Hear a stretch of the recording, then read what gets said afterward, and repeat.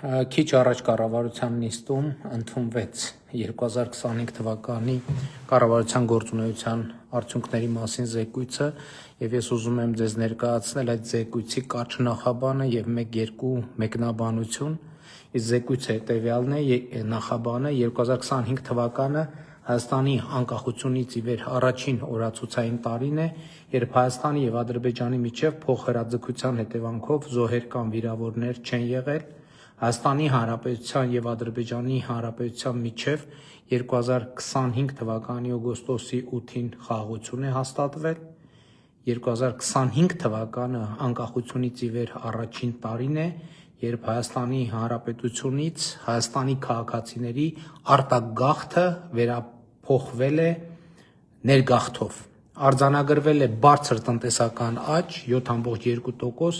ինչի արդյունքում 2021-ից 25 թվականներին ՀՆԱ միջին տարեկան աճը կազմել է 7.9%։ Հիշեցնեմ, որ մենք խոստացել էինք տարեկան միջինում 7% տնտեսական աճ։ Հաջորդ նրբությունը, որի վրա ուզում եմ ձեր ուշադրությունը հրավիրել, հետևյալն է, որ 2025 թվականին պետական բյուջեի եկամուտները 2017 թվականի համեմատ ավելացել են 135%-ով, այսինքն կրկնակի ավելացել են +35%։ Եվ բնական հարց կծագի, բա ուր են այդ եկամուտները, ինչ են եղել։ Եղել է հետևյալը. Հայաստանի Հանրապետությունում այսօր կան 700,000 դրամ աշխատավարձ ստացող ուսուցիչներ։ Հայաստանի Հանրապետությունում կան 700,000 եւ ավելի դրամ ստացող զինվորներ։ Առողջապահության